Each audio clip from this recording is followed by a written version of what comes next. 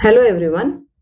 In this lecture, we are going to discuss modern physics, the syllabus based on your HSTR examination.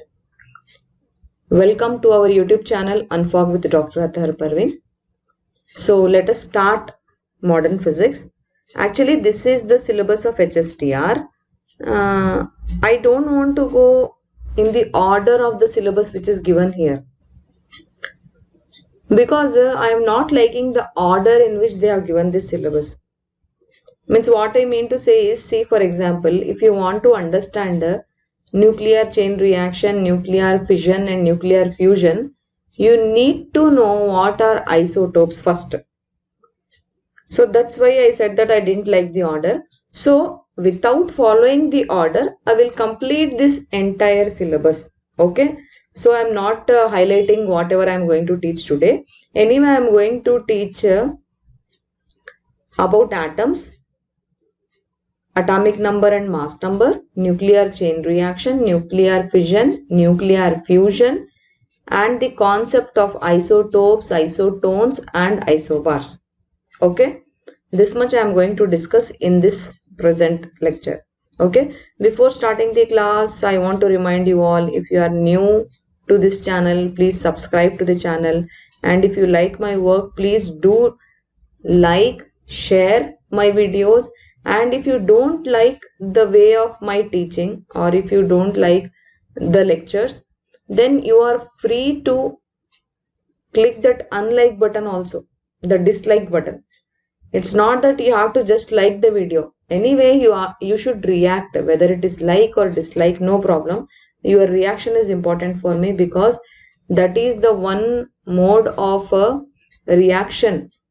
How you all react to my lecture is important for me. That is a feedback for me. Okay, friends. So let us start this class. There was like many of you were asking modern physics, right? So that's why on the demand of all the subscribers, I am making this video. So let us start. Okay. Physics was divided into two parts. The old physics, which was known as a classical physics, and the modern physics. Actually, in modern physics, as I told you, so much is there. The dual nature of matter, photoelectric effect, all that comes under modern physics only. But for your HSTR syllabus, they have given some typical topics under modern physics. So without disturbing that syllabus, because our aim is to just to follow whatever is written in the syllabus, so I am putting all that syllabus into modern physics for this lecture. Okay. So as per syllabus, let us start. First of all, we need to know what are atoms. See, many of us, in fact all of us, know what are atoms. But then if you want to recall how to define them, they are the basic building blocks of matter. There is no matter in the world which is made without atoms. Everything in the universe, in fact, is made of atoms. Like basic building blocks means if you are constructing a building, then you keep that bricks to make that wall, right? So that bricks are the basic building blocks for that particular building which you use during construction. Like that, any matter is composed of the basic building blocks, and that basic building blocks are atoms. Okay. Now, if I want to describe one atom, how would I describe? We are learning this from school days, right? How would we describe? We would say that in an atom, there is a nucleus which is in the center. In that nucleus, there are two types of particles. One are protons, the other one are neutrons. And outside the nucleus, there is an electron. These electrons, they revolve around the nucleus. So this nucleus, which contains protons and neutrons and the electrons outside the nucleus, all put together makes a atom. So these are the constituents of atoms, we can say. Now, how do we measure this atom? It is too small, right? We cannot even see it from the naked eye. We need some very powerful microscope to see an atom. But it is easier to measure the atomic radius because, see, for a particular material, it will have same type of atoms, right? If I see the distance between the center, the two centers of the two atoms, then I will get to know the radius also, right? For that atom, I can find the radius also, which is easier for me. So usually we measure atom with its radius, and that radius unit is also in nanometers. So much small that atom is. Nano means 10 to the power minus 9 meter. Okay. 1 nanometer is equal to 10 to the power minus 9 meter. Sometimes we measure this atomic radius in angstrom also. We will write A and 1 0 will be there upon it. You must have seen that usually we use that unit for wavelength also, angstrom. So that 1 angstrom is equal to 10 to the power minus 10 meters. Okay, remember, I have not written it here, but just I am giving you information. You please gather it because they can ask anything in an MCQ, right? So each and every point which I am mentioning in this lecture, not only this lecture, any lecture of physics, each and every point is important, friends. They can ask any point by making a multiple choice question. Okay. So we were talking about atoms, right? As I told you, atoms, they are composed of neutrons, protons and electrons. But there is one exception. When we talk about atoms, we are talking about the general atoms. The exception is hydrogen because hydrogen does not have neutrons. Okay, it's quite interesting, right? Hydrogen has only protons and electrons.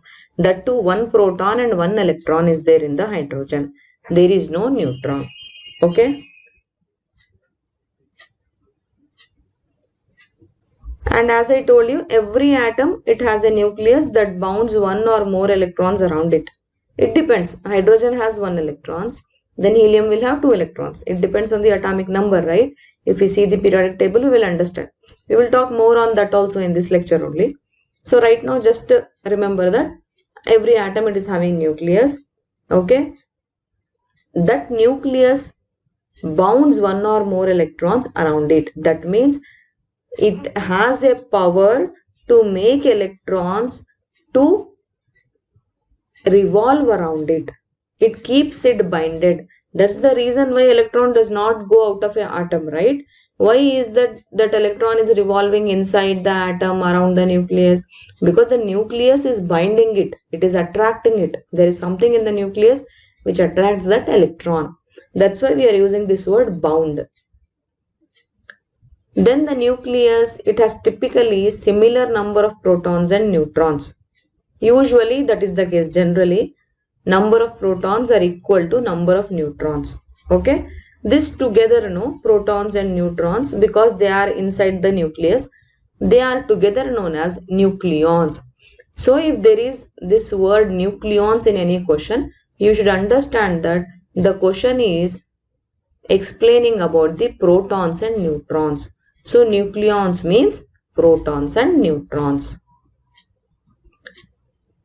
And what is the charge of these protons? These protons are positively charged. Electrons, they are negatively charged. Neutrons are neutral. Okay. So in an atom, protons are positively charged, electrons are negatively charged, and neutrons are neutral. Now this may click something in your mind. That word bounds, I told you, nucleus bounds 1 or more electrons, I told you, Why is it attracting the electron? Because there is a positive proton in it. And we know that positive and negative charges, they attract each other, right? There is a positive charge inside the nucleus. There is a negative charge outside the nucleus in the form of electron. And the positive charge inside the nucleus is in the form of proton. So nucleus attracts the electron, or the protons attract the electron. That's the reason why electron is revolving around the protons, okay, or around the nucleus. Now we told that proton is positively charged and electron is negatively charged, right? But then what is the charge? See, proton and electron have same charges, 1.6 into 10 raised to minus 19 coulomb. Coulomb is the unit for the charge. Both have same charge, 1.6 into 10 raised to minus 19 coulomb.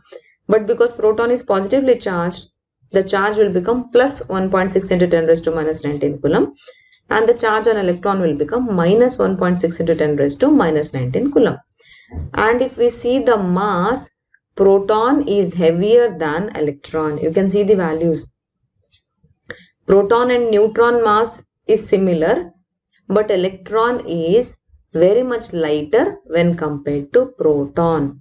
So this is the another reason why proton can attract electron easily.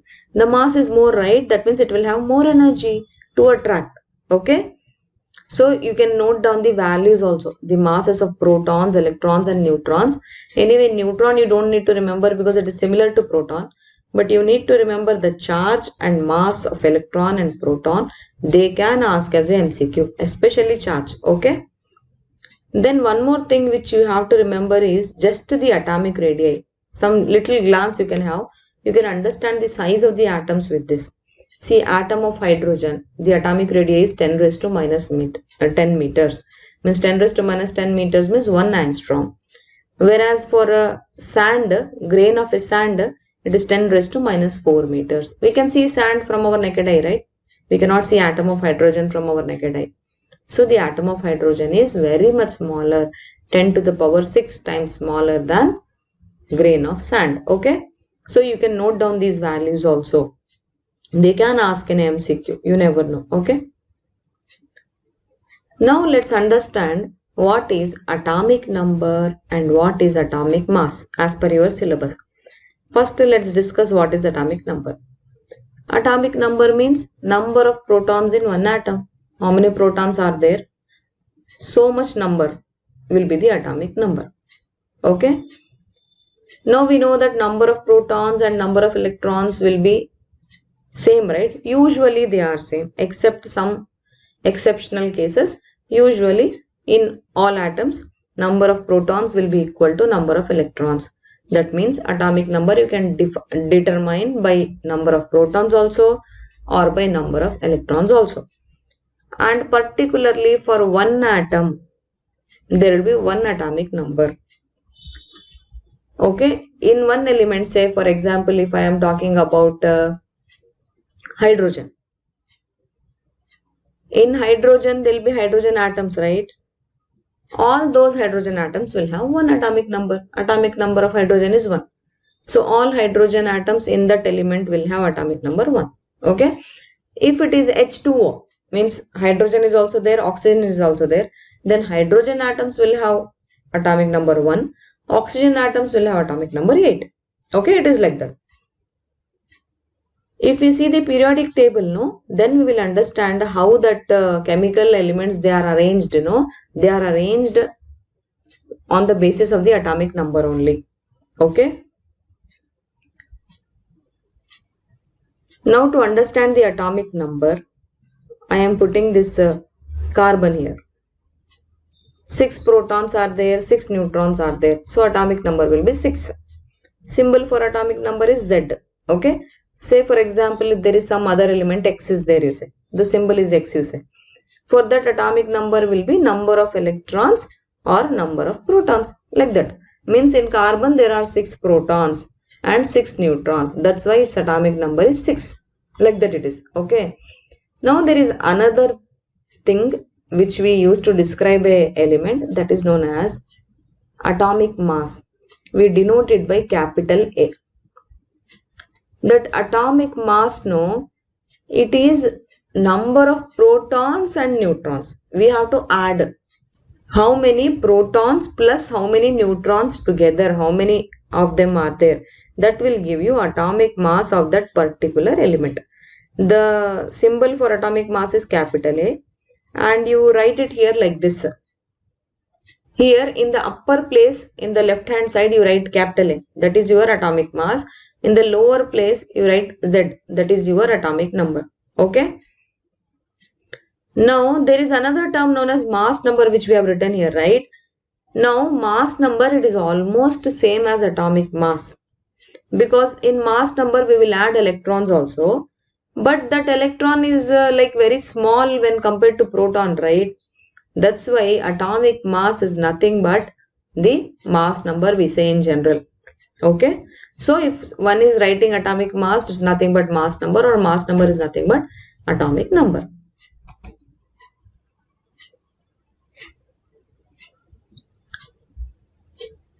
Now we were talking about nucleons, right? The nucleons, both protons and neutrons which are present in the nucleus, they together are called nucleons. Now, if I add these nucleons, means I told you, right, for carbon, 6 protons and 6 neutrons are there. When I was talking about atomic number, I told that any one, 6 protons or 6 electrons, I told, any one, okay? They both are same only. So 6 protons means the atomic number of carbon will be 6.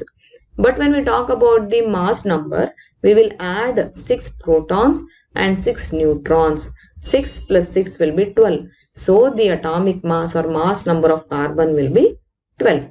Okay? I hope it is clear now. Now let's talk about these isotopes, isobars, isotones and isomers. This is a very important thing, because 99% times at least one question comes from this topic. Okay, so what are isotopes? Now isotopes means, I'll give you example.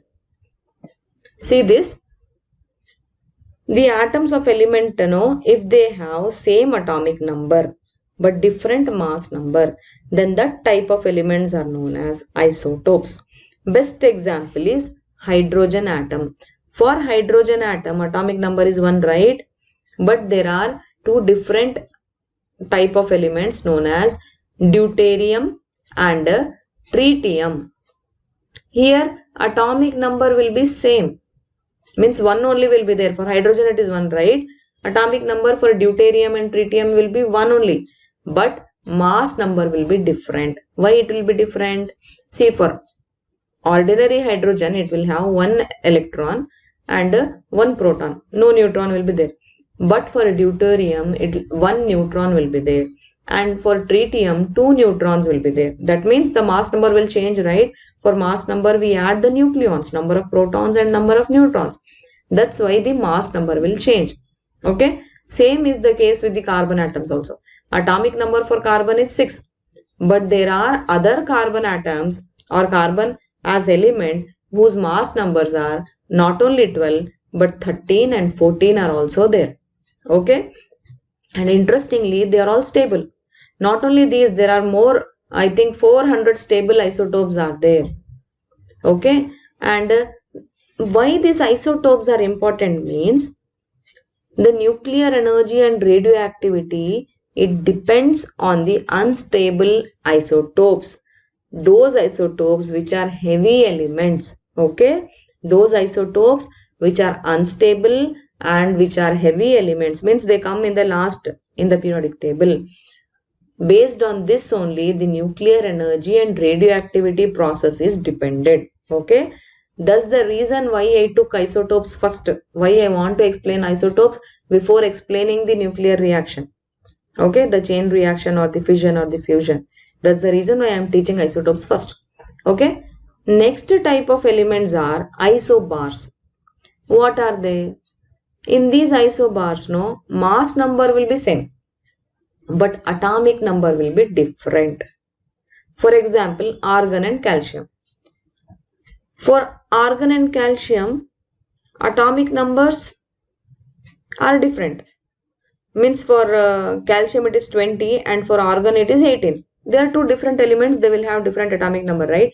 But mass number, interestingly, mass number is same, means 40. Number of nucleons, if you add them, it is 40 for both argon and calcium. Okay, so these type of elements are known as isobars.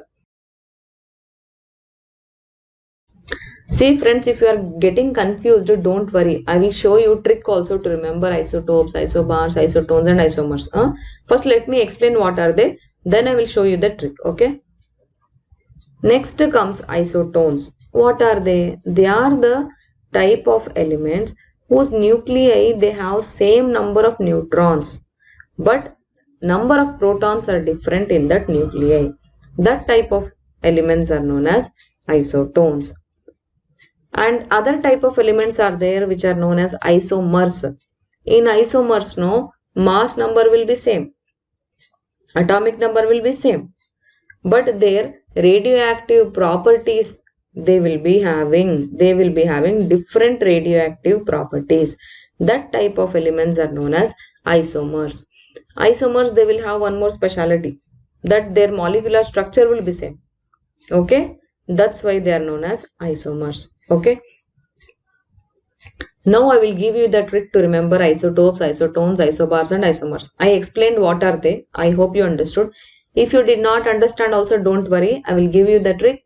You can easily remember what are they and you can understand also. Okay.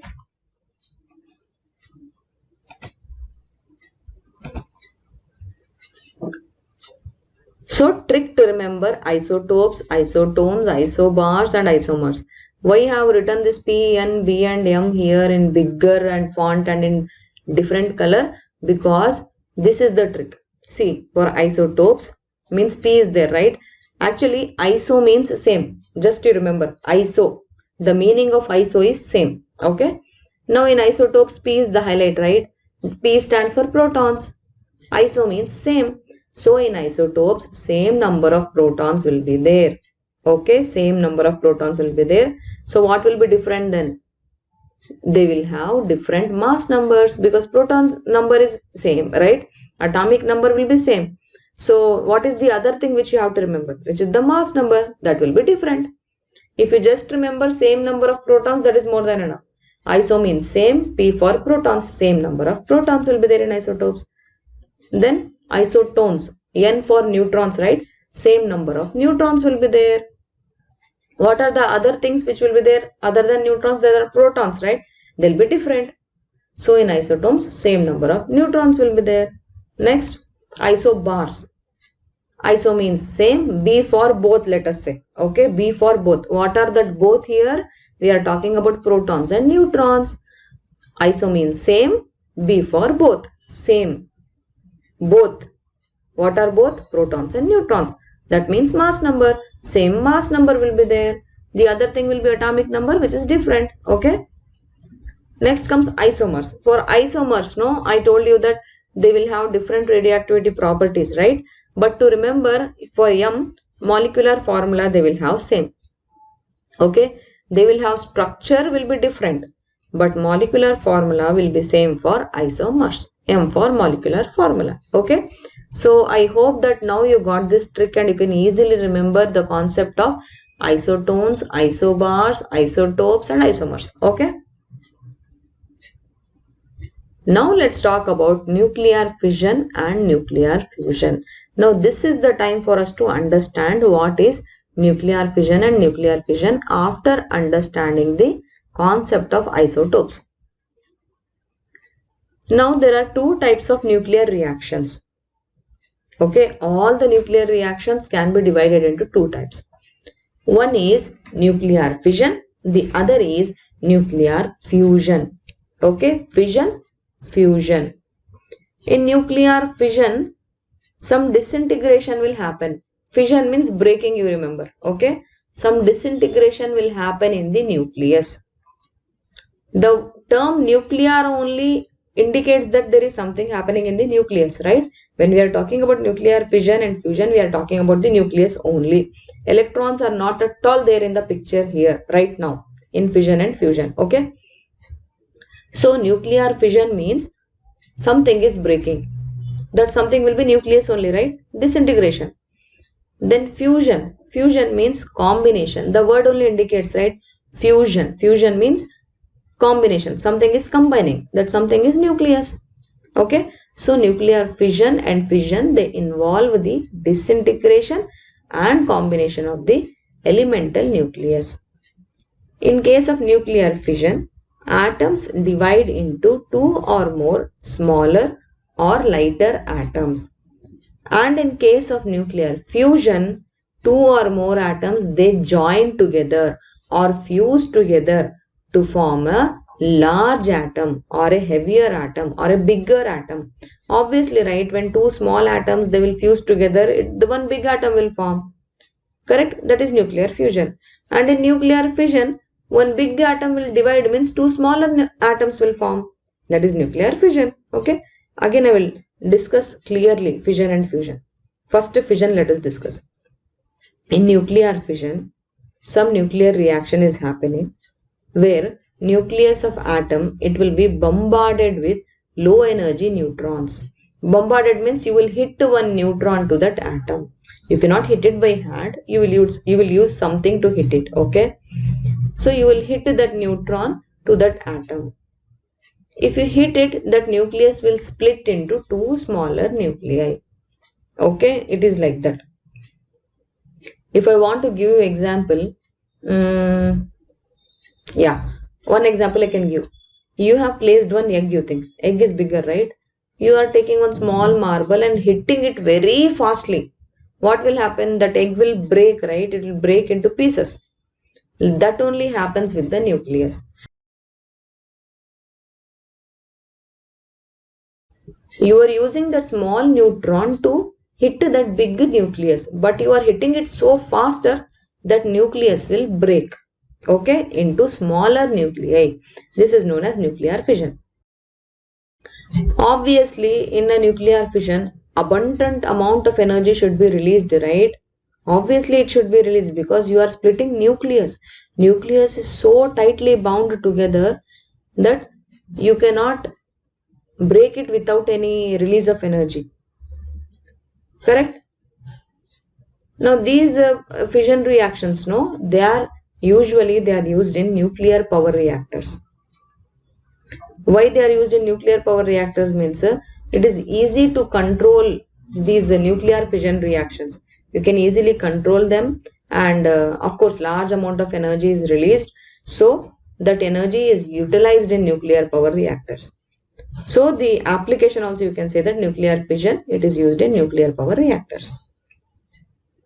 Now let's talk about nuclear fusion, the combining. The nuclear fusion, it is a reaction that occurs when two or more atoms, they combine together to form one single heavier nucleus. Here also enormous amount of energy is released, but that enormous amount of energy, it is very much greater than the energy which is released in nuclear fission. Okay, it will be much greater than the energy which is released during the nuclear fission reaction. We cannot control nuclear fusion reaction. It is very much tougher to control the nuclear fusion reaction when compared to nuclear fission reaction. Okay, I'll give you more clarity with these pictures. Nuclear fission, I have put it here in the left hand side, and nuclear fusion, I have put it here in the right hand side. See, what actually happens in nuclear fission is, you hit this neutron to uranium-235, means you bombard this uranium-235 using this neutron. Neutron is so fast that the uranium-235 will split into barium-144 and krypton-89. First, this neutron hit this uranium-235, no? That neutron also goes inside this uranium-235, so it becomes uranium-236. Now, after splitting, if you add barium-144, this number 144 to 89, you will get 233. Where did the other three numbers go? That other three numbers are here, the three neutrons. Okay, 236 minus together 233 will become 3. The 3 are these neutrons. One neutron is the one which is used to bombard. The other two neutrons, they come out from this uranium. Okay, this is known as nuclear fission. Means it is splitting, right? This uranium is splitting into barium and krypton. So this process is known as nuclear fission. What happens in fusion? See here, the two isotopes of hydrogen, deuterium and tritium, they together, if they are combined by any process, they will form one helium. That helium is having one atomic number more, right? Hydrogen is having atomic number 1. Helium is having atomic number 2. Correct, right? 1 plus 1 will give you 2. In this helium, one extra neutron will come out. So the product of nuclear fission will be one helium plus a neutron. Okay, so one neutron will come out. This is nuclear fusion. I really hope that you understood what is nuclear fission and nuclear fusion now. Okay. Now let us see the differences between nuclear fission and nuclear fusion. As I go on mentioning the points, you can imagine what type of questions can be asked in your HSTR examination. Okay, any point can be asked as a MCQ. That's the reason why I am giving you the difference also. Okay. So this table is very, very important. So please carefully you have to hear what I am telling. In nuclear fission, as I told you, atom is split into lighter nuclei through nuclear reaction.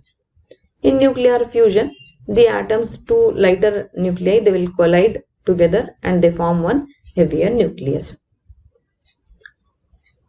When atom is splitting in nuclear fission, tremendous amount of energy is released. But in nuclear fusion, the tremendous amount of energy is greater than the nuclear fission energy. The energy which is released in fusion is very much greater than the energy released in fission. Okay. Another difference is that fission reaction, it will not occur naturally. Means you are only hitting that neutron to the nucleus of uranium, right? So they are artificial reactions. You make it in a nuclear power plant. But fusion reactions, they can occur. In stars and sun, fusion reactions only occur. So MCQ can be asked, which are the type of reactions that occur in sun? Fission or fusion? You should know that it is fusion, not fission. Okay. It is a very, very important question, friends. You can note it down. And in nuclear fission, we don't need much energy to split an atom. Only thing is the neutron should be very faster. But fusion, it will need very high energy because two atoms are combining together, right? The two high energy is needed to combine and then high energy is released also. It is like that in nuclear fusion. But in nuclear fission, atom bomb is the one of the biggest application. Okay, atom bomb, it works on the principle of nuclear fission. But hydrogen bomb, the most severe bomb, it works on the principle of nuclear fusion. Okay, I hope I am clear now. So even this can be asked as MCQ. Atom bomb, fission. Hydrogen bomb, fusion. Okay. Now let me give you few more important points which can be asked as MCQ. First is that in fission, atoms split into lighter nuclei. Okay. In fusion, atoms two lighter nuclei, they collide with each other to form one heavier nucleus. Then nuclear fusion, it can take place in sun. That is the reaction because of which we are getting light also actually. Okay. That energy, that heat and all that is because of nuclear fusion only. And atom bomb, it works on the principle of nuclear fission. And nuclear fission reaction, it does not take place naturally. Okay. Now let's talk about what we call as nuclear chain reaction. Actually in nuclear fission, no, what happens, no, some radioactive atoms are there. What is radioactive atoms? They are the atoms which release energy. We will talk about radioactivity in next lecture. Okay. In this lecture, we will just talk about these nuclear reactions. So right now, just to understand what is radioactivity, I am telling that there are some unstable atoms which release energy continuously. They are known as radioactive atoms. So this nuclear fission, it takes place in radioactive atoms. Fission means splitting, right? So these radioactive atoms, they split into pieces and they will cause some subsequent reaction with the help of that neutrons. Now these kind of reactions, they take place in a nuclear power plant, I told you, right? And the work of that nuclear power plant is to generate electricity. Okay, we can generate electricity in the nuclear power plant. Now this is the chain reaction I am showing. See, one neutron is a hit to the uranium-235 nucleus. This uranium-235 nucleus is bombarded. It will split into two nucleus. That two nucleus, they will release lot of energy. Okay. And few neutrons also will be released. Those neutrons again, they will bombard the other fission products. They are again the uranium-235 nucleus. Again that neutrons are there, no, they will bombard, no. Again you will get uranium-235 and one neutron. That neutron again it will bombard the uranium-235. In this way the chain will happen. That's why we call it as a nuclear chain reaction. Okay, this is a nuclear chain reaction. Now the speciality is that the reaction, it will initiate its own repetition, because one neutron is coming out means what is the work of that neutron? It will bombard the nucleus. And the output of one nuclear reaction, it will cause more nuclear reactions to occur. That's the reason why nuclear chain reaction is happening. Example is that neutron, it will strike 235 uranium nucleus and it will cause fission event. Okay, this will release more neutrons as I showed you in the figure. Now these excess electrons, no, they can go to cause more fission events to occur. That's why we call it as a chain reaction. I explained you all this, right? And the main application of these nuclear chain reactions, no, they are used in the nuclear power plants and we can generate electricity. Now let's discuss the expected multiple choice questions which can be asked in our HSTR examination. Okay. Each and every question is very, very important, friends. So you have to carefully attend this lecture. The first question is the splitting of a nucleus into smaller nuclei is. Now you can easily answer this question, right? It is fission. Splitting means fission, combining means fusion. Which isotope of uranium has the capacity to sustain the chain reaction? By this time you must be knowing it is uranium-235. Which of the following atomic particles have the least mass? Least mass, I told you in the table, I showed you, right? It is electron. It is lighter when compared to proton. Obviously deuteron, though it is much heavier because it will have one electron and I think two neutrons will be there. And neutron, it is similar to proton, right? So electron is the only one atomic particle which is having the smallest mass or the least mass, or which is lighter. Next, question number 4. During an atomic explosion, the energy released is due to. It should be the conversion of mass into energy. Mass is converted into energy in an atomic explosion. That I will explain you. The conversion of mass into energy, I will explain you in this lecture only after, I think, 5th or 6th question or 7th question maybe. I'll explain you this concept, okay? Next, question number 5. What is the beneficial aspect of nuclear fission? Means, why is nuclear fission important? What is the application or what is its importance? The ability to release tremendous amount of energy. Okay. Not only this energy can be controlled. That is also another beneficial aspect of nuclear fission. Okay. Actually, tremendous amount of energy will be released in fusion also. But that we cannot control, right? This we can control. Okay. In nuclear fission, ability to release a tremendous amount of energy is beneficial for us. Next, question number 6. When a neutron leaves the nucleus, its mass, obviously it should decrease, right? When a neutron will come out of the nucleus, the mass should decrease, right? Okay. Next question. Question number 7. The energy we get in nuclear reaction comes from the mass of the fuel. That I was telling you, right? That E is equal to mc square thing. Actually, nuclear fusion and fission, they will result in change in mass. Correct? The starting and the ending product will have different mass. That loss in mass, it is converted into energy. Okay, E is equal to mc square. C is the speed of the light. E is equals to mc square is the famous Einstein's equation. E is equals to mc square. Here, why we are telling that the energy we get in nuclear reaction comes from mass of the fuel? Because that uranium-235 will lose the mass, right? That uranium-235 is itself the fuel here. So the mass is losing by the fuel. That's why that option 2 is the right answer. I am giving you the figure also here. You can see uranium-235, as I told you, if I add here, no, the barium and krypton, if I add 139 and 94, we'll get 233. The other 3 numbers we are losing because of the 3 neutrons which are coming out.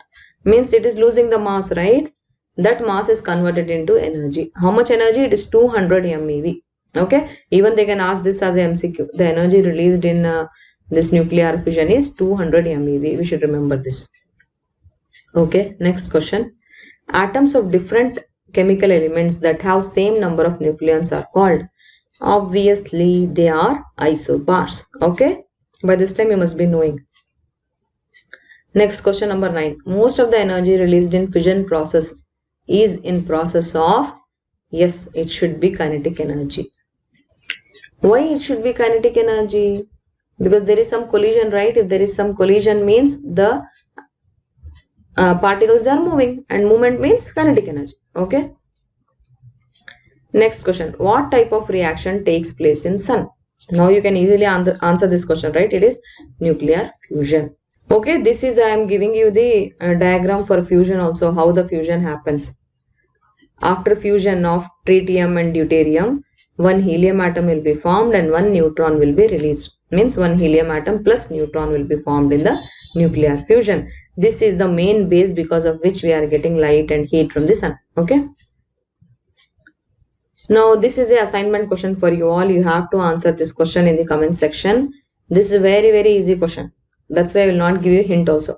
If you have attended the class carefully, then within few seconds you will answer this question. Please let me know your answers in the comment section. Okay friends, I will finish the class now. I think the class has become very lengthy. I will stop it here. Maybe I will make 2 more parts in modern physics. In one part I will teach radioactivity, and in the third part I will teach the atomic models and all that. So on lot of viewers' demand, I made this modern physics lecture today. If you have any doubts, please let me know in the comment section. And we have the Telegram channel. You can join the Telegram channel. We also have a group where we discuss a lot of things. We also share this materials also there. Okay, I'll give the link in the description. You can join the Telegram channel. And I have made many classes, physics classes. Many classes I have made on HSTR, and I am also making classes based on Karnataka TET, the maths classes and physics classes. Few biology and chemistry classes are also there in this YouTube channel. So please explore this YouTube channel, and you first search the videos and you attend those lectures. Okay, because many of you are asking the lectures which I have already uploaded, which I have already posted in this YouTube channel.